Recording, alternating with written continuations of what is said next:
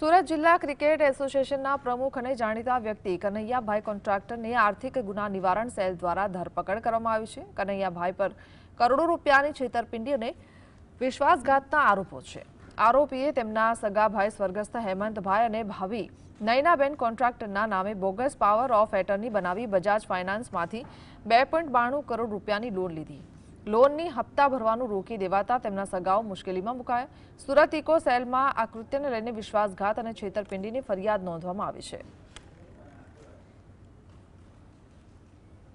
S house નામનું જે building છે એની ઉપર મોર્ગેજ લોન લેવામાં આવી હતી અને લોન કનૈયાલાલ કોન્ટ્રાક્ટર લીધી હતી અને આ લોન લેવા માટે જે દસ્તાવેજ આપવામાં આવ્યા હતા એ આ ફોર્જ પાવર ઓફ એટર્ની આપવામાં આવેલી હતી અને એના આધારે 2,92,00,000ની લોન બજાજ ફાઇનાન્સમાંથી લેવામાં આવેલી હતી અને આ લોનના હપ્તા કનૈયાલાલ કોન્ટ્રાક્ટરે ના ભરતા એની ઉપર 70 લાખ જેટલા રૂપિયાનું દેણું હતું.